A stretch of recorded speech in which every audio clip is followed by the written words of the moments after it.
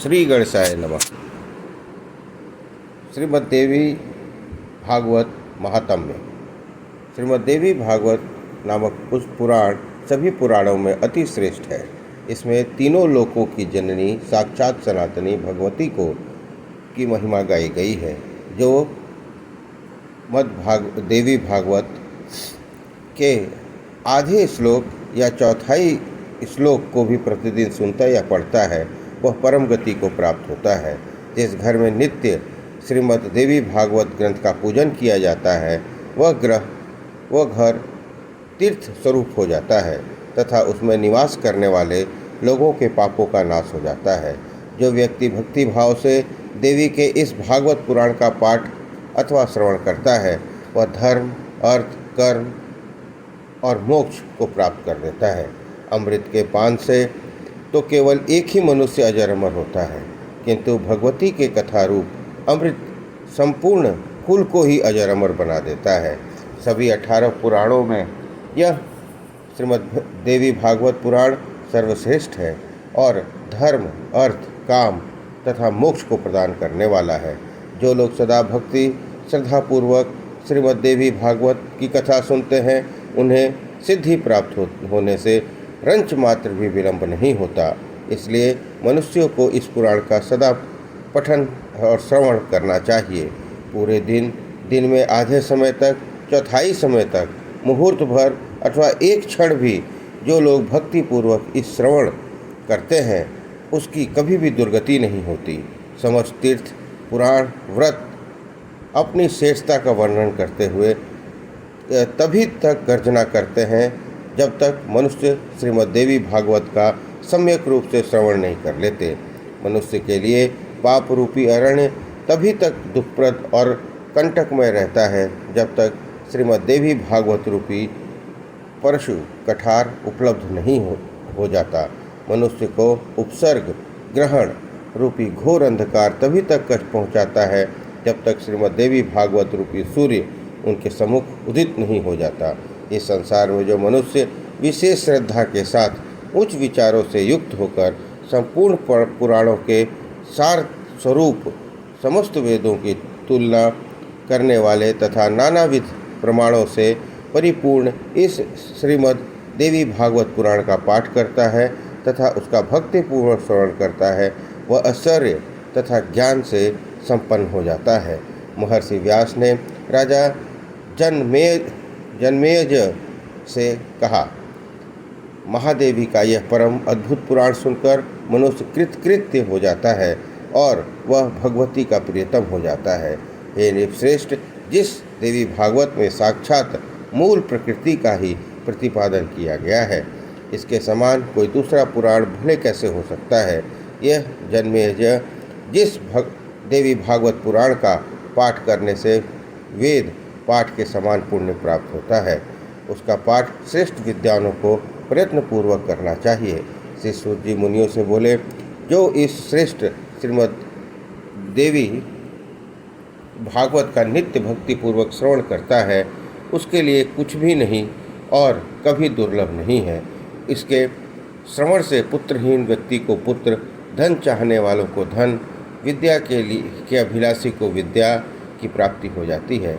साथ ही संपूर्ण पृथ्वी लोक में वह कीर्तिमान हो जाता है। जो स्त्री बंध्या, काकबंध्या अथवा मृत बंध्या हो वह इस पुराण के श्रवण से उन दोषों से मुक्त हो जाती है। इसमें संदेह नहीं है। यह पुराण जिस घर में विधि पूर्वक पूजित होकर स्थित रहता है उस घर को लक्ष्मी सरस्वती कभी नहीं छोड़ती और बेताल, डाकनी, राक्षस आदि वहाँ झांकने तक नहीं आते।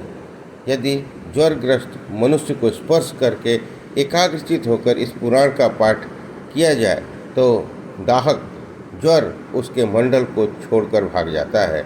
इसकी यह 100 आवृत्ति के पाठ से क्षय रोग समाप्त हो जाता है।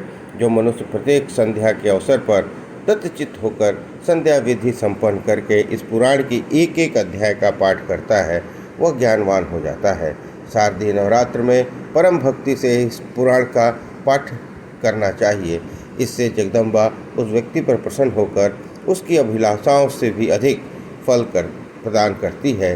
वैष्णव शैव, सौर और गणपतजन्यों को अपने अपने इष्ट देव की शक्ति की संतुष्टि के लिए चैत्र, आषाढ़, अश्विन और माघ इन मासों के चारों नवरात्र में इस पुराण का प्रयत्नपूर्वक पाठ करना चाहिए। इससे रमा, उमा आदि शक्तियाँ उस पर सदा प्रसन्न रहती हैं। ये मुने, इस प्रकार वैदिकों को भी अपनी गायत्री की प्रसन्नता के लिए इसका नित्य पाठ करना चाहिए। हे श्रेष्ठ मुनियों, यह पुराण परम पवित्र और वेदों का सार स्वरूप है। इसे पढ़ने और सुनने से वेद पाठ के समान लाभ प्राप्त होता है। अत्रि देवी भागवत। अर्ध श्लोक की देवी भागवत। जिस प्रकार सप्तश्लोकी दुर्गा, सप्तश्लोकी गीता, पंचश्लोकी गणेश पुराण, चतुश्लोकी भागवत, एक श्लोकी भागवत, एक श्लोकी रामायण, एक श्लोकी योग वशिष्ठ, 4 श्लोकी दुर्गा और एक श्लोकी महाभारत प्राप्त होता है, उसी प्रकार अर्ध श्लोक की देवी भागवत भी प्राप्त होता है, जो तात्विक दृष्टि से बड़े ही महत्व का है। पुराण वाङ्मय में देवी भागवत का अत्यंत महनीय स्थान है। इसमें देवी जगदम्बा का पराशक्ति के रूप में निरूपण हुआ है।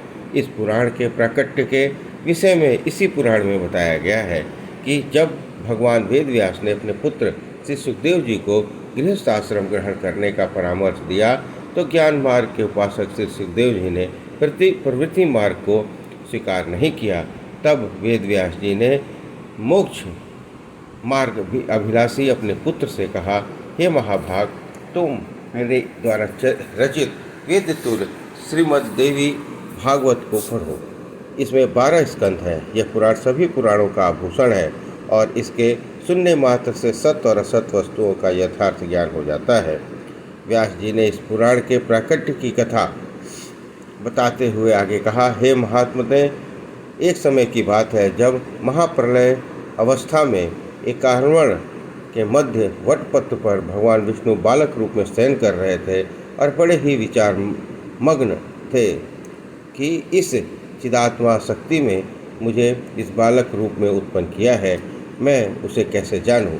उसी समय आदि शक्ति भगवती ने आकाशवाणी के रूप में आधे श्लोक की संपूर्ण अर्थ को प्रदान करने वाले ज्ञान को बताते हुए कहा, सर्वम खल्विदमेव वाहम नान्य दस्ति सनातनम, अर्थात सब कुछ मैं ही हूँ और दूसरा कोई भी सनातन नहीं है। भगवान बाल मुकुंद सोचने लगे कि इस सत्य वचन का उच्चारण किसने किया, वह कहने वाले को मैं कैसे जानूं, वह स्त्री है या पुरुष। तब उन्होंने उस अर्ध श्लोकार्थ रूपी भागवत को अपने हृदय में धारण कर लिया। वे उसके अर्थ पर चिंतन करने लगे और बार बार उसका उच्चारण करने लगे। बाल मुकुंद को चिंतातुर देखकर उस समय भगवती पराशक्ति पद्म चक्र धारण किए हुए चतुर्भुजा महादेवी के रूप में अपनी सखियों सहित वहाँ प्रकट हो गई। वे दिव्य वस्त्र आभूषणों से अलंकृत थी और उनका स्वरूप बड़ा ही शांत था। वे मंद मंद मुस्कुरा रही थी।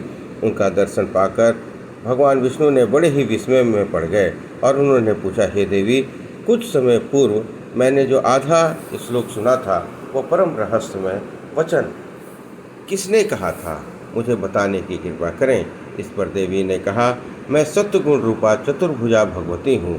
सब गुणों का आलस्य होते हुए भी मैं निर्गुणा हूँ। यह आधा श्लोक निर्गुणा पराशक्ति ने ही कहा था।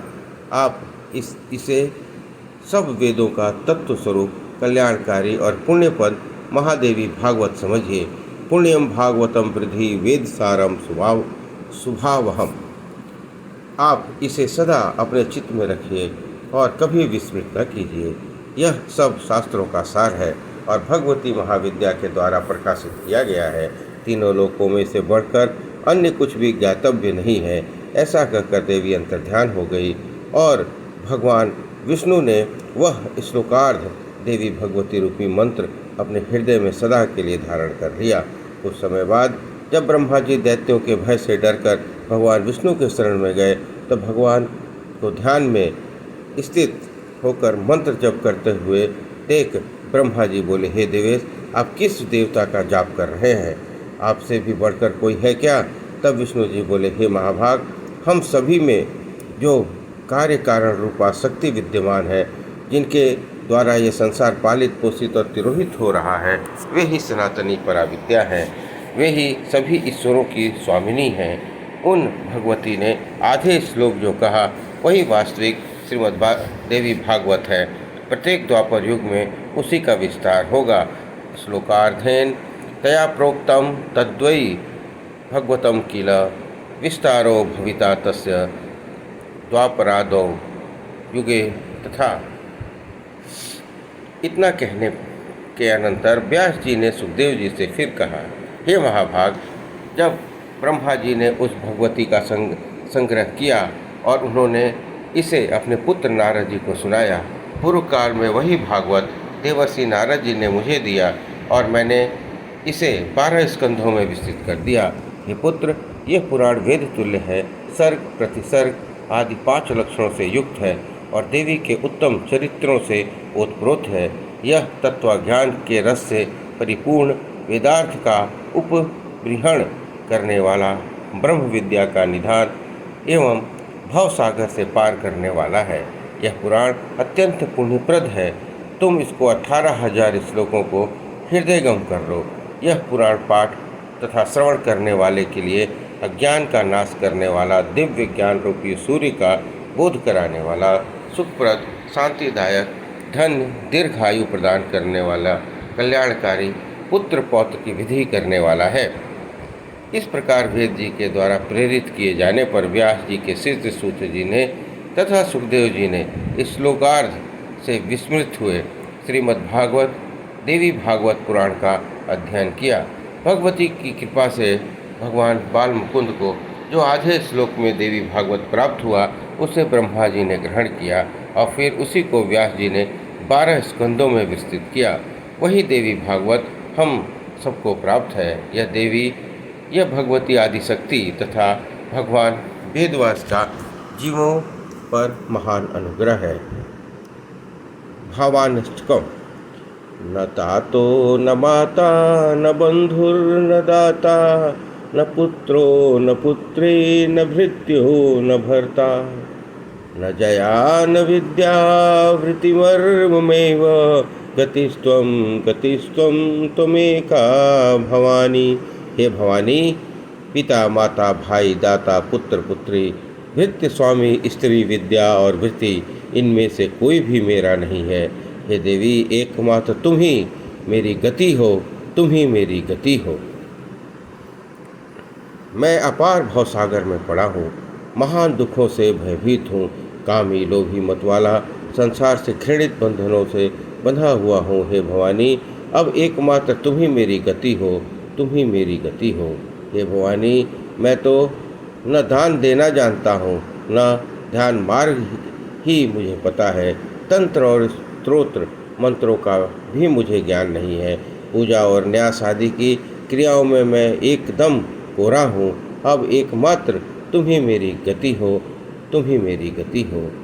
न मैं पुण्य जानता हूँ, न तीर्थ, न मुक्ति का पता है, न लय का। हे माता, भक्ति और व्रत भी मुझे ज्ञात नहीं है। हे भवानी, अब तुम ही मेरी गति हो, मेरी गति हो। मैं कुकुर्मी, बुरी संगति में रहने वाला, दुर्बुद्धि, दुष्ट दास, कुलोचित, सदाचार से हीन, दुराचार परायण, कुत्सित दृष्टि रखने वाला और सदा दुर्वचन बोलने वाला हूँ। हे भवानी, तुम अधम की एकमात्र तुम ही मुझ अधम की एकमात्र तुम ही मेरी गति हो, तुम ही मेरी गति हो। मैं ब्रह्मा, विष्णु, शिव, इंद्र, सूर्य, चंद्रमा तथा अन्य किसी भी देवता को नहीं जानता। हे शरण देने वाली भवानी, एकमात्र तुम ही मेरी गति हो, तुम ही मेरी गति हो।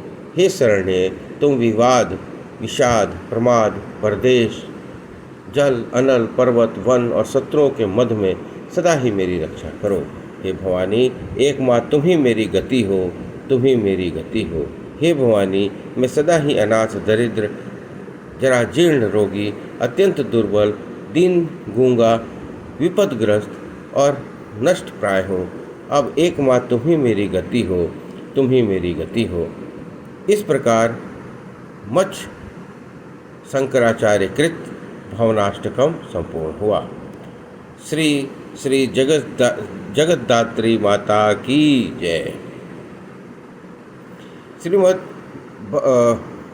श्रीमद् भागवत कथा की पाठ विधि।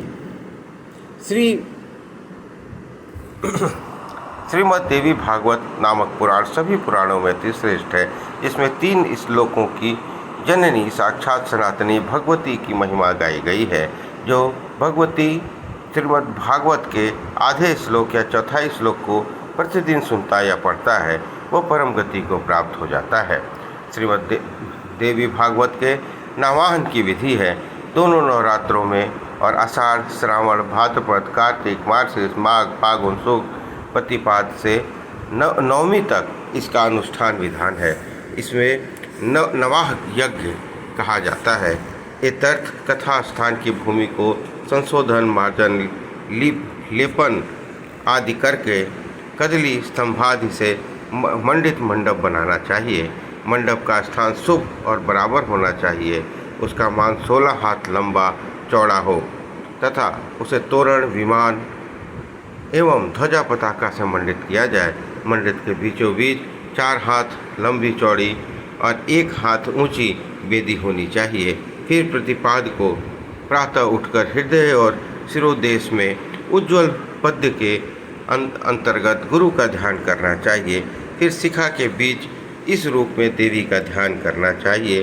प्रकाशमानाम प्रथमे प्रयाणे प्रति प्रयाणे अमृताय मानामम अंतः पद्व्याम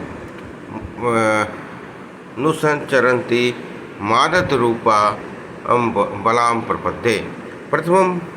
प्रथम प्रयाण में अर्थात ब्रह्मरांध्र में संचरण करने पर प्रकाश पुंज वाली, प्रति प्रयाण में अर्थात मूलाधार में संचरण करने पर अमृतमय स्वरूप वाली तथा अंतःपद में अर्थात सुषुम्ना नाड़ी में विराजने पर आनंदमयी स्त्री रूपिणी देवी कुंडलिनी को मैं शरण ग्रहण करता हूँ। तत्पश्चात किसी नदी, तड़ाग, सरोवर, पहाड़ी, झील, झरने आदि में स्नान कर नित्य कृत्य करना चाहिए। फिर भूत शुद्धि, मातृका न्यास, हल लेखा मातृका न्यास करना चाहिए। इस विधि से यह है कि मूलाधार में हकार, हृदय में रकार, भ्रू मध्य में इकार और मस्तक पे ह्रींकार का न्यास करें। फिर उपयुक्त ब्राह्मणों का वर्ण कर वेदी पर सिंहासन बनाकर उस पर क्षौम रेशमी वस्त्र युक्त 4 हाथों वाली जगदम्बा की प्रतिमा स्थापित करें। उन्हें रत्नाभूषण, मुक्ताहार आदि से विभूषित करें। 4 हाथों में शंख, चक्र, गदा, पद्म धारण कराए या 18 भुजा वाली प्रतिमा स्थापित करें। प्रतिमा के अभाव में नवार्ण मंत्र का यंत्र ही रख दें। फिर पंच पल्लवादि संयुक्त एक कलश वेद मंत्रों से संस्कृत कर श्रेष्ठ तीर्थ के जल से भरकर पास ही स्थापित करें। तत्पश्चात गणपति पूजन, बटुक, क्षेत्रपाल, योगिनी, मातृका, नवग्रह, तुलसी, ब्रह्मा, विष्णु, महेश्वर, लोकपाल, दिक्पाल आदि की पूजा कर षोडशोपचार तथा श्रीयुक्त और निर्वाण मंत्र से भगवती महाशक्ति की पूजन करें। देवी पूजन में चंदन, अगर, अष्टगंध तथा अशोक, चंपा, करवीर, मालती, मंदार आदि के फूलों, पुष्पों, विलो और तुलसी आदि का प्रयोग श्रेष्ठ है।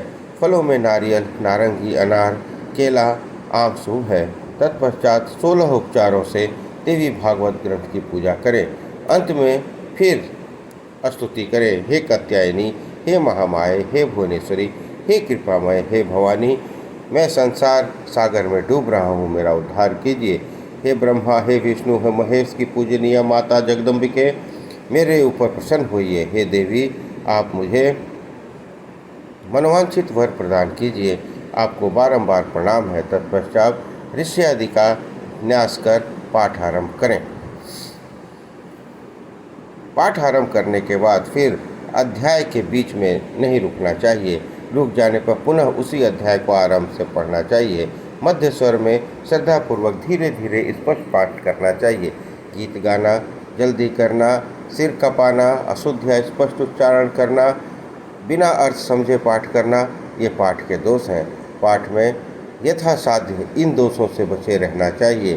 क्रोध, मद, त्वरा बाधक है। मन की पवित्रता, शरीर की पवित्रता अधिक सहायक है। दोपहर के बाद 1 घड़ी विश्राम कर और लघु संख्या आदि से निवृत्त होकर पुनः पाठ करिए। कथा आरंभ में सोम, बुध, गुरु, शुक्रवार, अश्विनी, रोहिणी, मगशिरा, पुष्य, हस्त, अनुराधा, मूल, श्रवण नक्षत्र शुभ है। बृहस्पति जिस नक्षत्र में हो वहाँ से चौथे नक्षत्र तक कथा आरंभ करके धर्म प्राप्ति 5 से 8 बजे तक, लक्ष्मी प्राप्ति, पुनः 1-9 में सिद्धि, 10 से 14 तक सुख प्राप्त होता है। गुणार्धिक नक्षत्र से 20 नक्षत्रों तक कथा आरंभ करने से पीड़ा, 24 वें तक राजभय, 27 वें तक ज्ञान की प्राप्ति होती है। इस चक्र का ध्यान रखना आवश्यक है, किंतु नवरात्र में देवी भागवत कथा में चक्र विचार अपेक्षित नहीं है। अनुष्ठान के समय ब्रह्मचर्य, भूमि शयन, सत्यवचन, इंद्रिय शयन अत्यंत आवश्यक है। पत्तल में भोजन करना चाहिए। बैगन, दाल, पहेड़ा, मधु, तैल, वासी, दूषित अन्न नहीं खाना चाहिए। राजस्वला आदि से स्पृष्ट और मसूर, मूली, हींग, प्याज, गाजर, कुम्हड़ा और नलिका आदि का साग नहीं खाना चाहिए। प्रतिदिन कुमारी पूजन करना चाहिए। प्रतिदिन क्रमशः दुगनी तिगुनी पूजा बढ़ाते समय 1 वर्ष की कन्या की पूजा नहीं करनी चाहिए, क्योंकि इसे गंधादि का कोई भी ज्ञान नहीं होता। 2 से 9 वर्ष तक की कन्या पूज्य है। अंतिम दिन गायत्री सहस्त्रनाम का पाठ करना चाहिए और सप्तशती के मंत्रों से हवन करना चाहिए अथवा गायत्री के निर्वाण मंत्र से हवन किया जाए। यह संक्षेप में देवी भागवत की पाठ विधि है। इस प्रकार हमने पाठ विधि समझा। बोलिए दुर्गा माता की जय।